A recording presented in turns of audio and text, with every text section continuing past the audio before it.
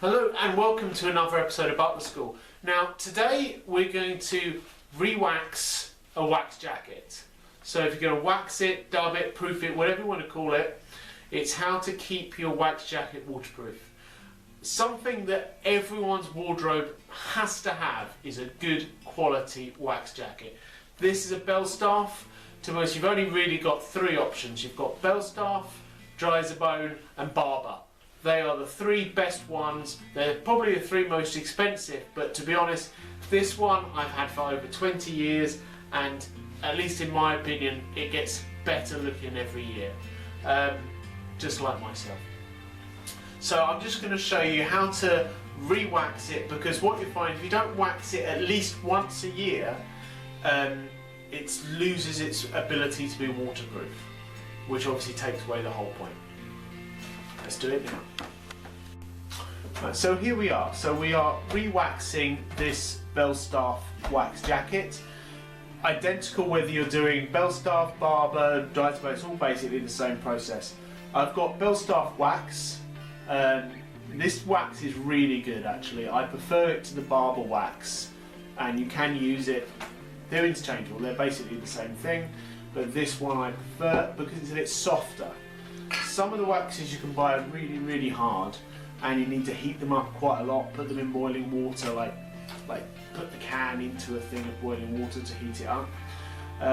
They all need to be reasonably warm, like slightly warmer than room temperature. I've tried doing this before in like a sort of outdoor boot room in the winter, and total disaster. You just end up with a big sort of block of hard wax and it doesn't go in, so it doesn't work. So what I did with this, because even though it is a beautiful summer's day, it's a beautiful summer's day in Scotland, so it's pouring down with rain, it's about 7 degrees outside, it's not much warmer in my house. So I had the oven on anyway, so all I did was just, after the oven had been nice and cool, say about 25 degrees, maybe 30 degrees Celsius, I just popped that in just to warm it up. Never microwave. This is in a metal pot. Even if they're not in a metal pot, whatever you do, don't microwave them. Or anything like any waxes or any petroleum jelly. I see people microwaving petroleum jelly all the time. I don't know if you've ever seen Under Siege, Steven Seagal, that's how he blows up the kitchen, by microwaving petroleum jelly. It's not a good idea. So the process here is very simple. You can't wash a wax jacket. If you put this in a washing machine, it's ruined forever, just throw it in the bin. You can't dry clean a wax jacket. If it gets heavily soiled, so like literally big lumps of mud stuck to it, this is just water, just pure water. Just spray on the water, get your scourer. You can be pretty mean with these things. You can even use the green side if you have to get it off. That's pretty extreme though, so probably just that. And just literally just wash it off like you're washing a surface. I mean, when you think about it, it's waterproof, so you're just washing it down. Now, when I'm waxing it, I just missed the whole coat with water. I find the wax goes on much better. This was a tip that was given to me by the guys from Belstaff actually. They said just to dampen the whole thing down, and it just makes the wax go on better. So once you've dampened it down, you can just use your sponge to basically just get any dirt off, try and flatten out. And like I said, this is like a 25-year-old jacket, something like that, and they're just such good quality, to be honest. They just look better and better. This one, I've crashed a motorbike wearing it. I've been up mountains, done all sorts of things, and it's just as good as ever, to be honest with you. Right, so next bit here, I'm going to have to show you in a little bit of detail here. So just get a sparing amount of wax onto your clean cloth, Again, you want to avoid any cleaning chemicals or anything like that getting mixed up in with this. So just a clean cloth and just some wax on the damp coat, and then just start working it in. Do a panel at a time to avoid losing track of where you have and haven't been. So just in like that. Where you've got a seam and the stitching, just get a bit without any wax, just run it along and just push it down into the stitching, because actually that's probably the bit that needs waxing the most, because that's probably the most likely place where the water's going to ingress when you're wearing it. It's a very therapeutic job, to be honest. I mean, I'm not going to film me doing the whole coat because it will take at least an hour to do a coat like this. If you've got one of those long Driza-Bone rancher's coats, which I do also have, that's several hours because it's just acres and acres of material. But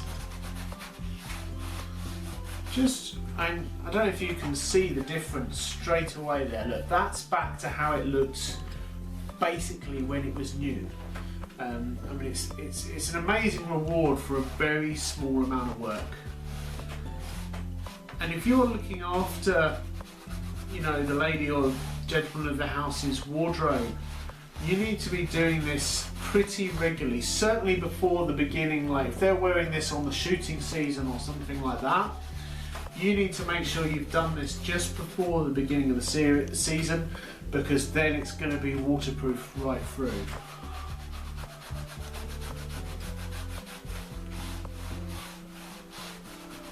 Just build it up. And like I say, I think these, both the Belstaff and the Barbers, represent incredible value for money, because they are expensive. Yes, it's maybe £500 a coat, but it lasts almost forever. So when you look at it cost per wear, it's much cheaper than any of the rubbish you're going to get from high street, nearly named them there, don't want us to get sued, any sort of high street fashion brands. Okay, so look how nicely that's coming out. So what I'm going to do is, I'm not going to make you watch me do the entire thing. I'm going to come away, I'm going to wax it, and then you'll see the difference that a nice coat of wax makes.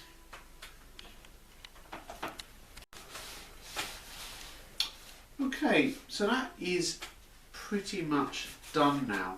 The whole idea is really just to try and give every area of the jacket a good coating of the wax, especially the areas that get the most water, so the shoulders, sort of this kind of area here, along the front, just to make it waterproof. And as you can see, I hope you'll agree, it looks so much better, it looks practically new. And crucially, what you'll see is it is now, look, the water literally, if I spray the water on, it literally just runs off. It is completely waterproof again, which is of course the whole point of a waterproof jacket. So it's a simple job, but it's a time-consuming job. Maybe one to stick your favourite song on the radio and relax and enjoy. So thank you very much for joining me today on how to re-wax a wax jacket. Please do subscribe to the channel. Please like the video so I know that you've enjoyed it and I can carry on to make some more similar videos in the future. So thank you very much and goodbye.